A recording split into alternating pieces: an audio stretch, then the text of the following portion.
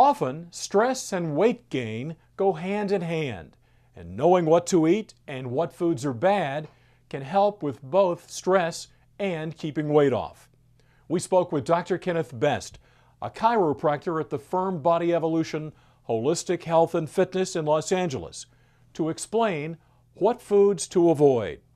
Reducing your stress and weight loss go hand in hand because the more stressed you are, the more cortisol you're producing in your body. The cortisol produces that belly fat. The more stressed you are, you're eating the wrong kinds of food. The sugars and carbs are causing insulin overproduction. We get into this cycle, and insulin stops the breakdown of fat. It also stops the release of growth hormone. So if you're eating some high-carb snack before you go to bed, you can't release growth hormone, you can't heal yourself, you slow down your metabolism, and the whole system begins shutting down. And so people wonder why they can barely eat anything and they're still gaining weight. And a lot of that has to do with food sensitivities. And the food sensitivities is another stress in the body, and that's creating inflammation. And the inflammation isn't just in your gut when you feel bloated afterwards, it's throughout the entire body. Inflammation in your thyroid is creating subclinical hypothyroidism, which slows down your metabolism. So when I eat a non-inflammatory diet, I can eat as much as I want. I don't gain weight. But when I'm eating my inflammatory foods, I eat one meal a day and I look at food, I gain weight. We asked Dr. Best, what are inflammatory foods? An inflammatory food is a food that is creating a reaction with the white blood cells, basically. And they release their chemicals that create the inflammatory cascade, which is basically water and walling off the area as though it needs to heal. Basically, you injure your knee, it starts to swell because it wants to immobilize the area and send in white blood cells to kill bacteria or whatever is going on to heal the area, but excessive swelling slows down the healing process.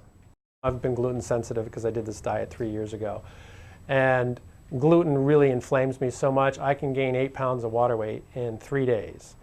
And what's shocking is the research I've been looking at lately is that the gluten reaction is an autoimmune reaction, which not only can shut down the thyroid and cause hypothyroidism, but it can cause plaquing in the brain, which can lead to MS or Alzheimer's. What is gluten and what does it do to the body? Gluten is one of the fractions of wheat. So you can be reactive to wheat and not the gluten, but usually you are if you're reactive to one, but it seems to be more and more widespread. And what I've noticed as I get older, I've become more and more reactive to those inflammatory foods like gluten. And what they found which was amazing, is the people with plaquing in the brain who had gluten sensitivity, if they went on a gluten-free diet for 1 year, the plaquing actually went away, which is amazing if you think about it. Dr. Best told us what foods have gluten in them. Gluten's everywhere. They use it as a binder, a thickening agent. It's in licorice, it's in soy sauce. But what's nice now, especially in the big cities like Los Angeles, is if you go to a restaurant, you can say, do you have a gluten-free menu? And they'll let you know what's in there. And it's about knowing how to read the labels now. The problem is also like MSG, not to go on another subject, but MSG, unless it's 99% MSG, they can call it anything they want. So they can call it artificial flavorings or isolated soy protein. And MSG destroys brain cells and makes you fat.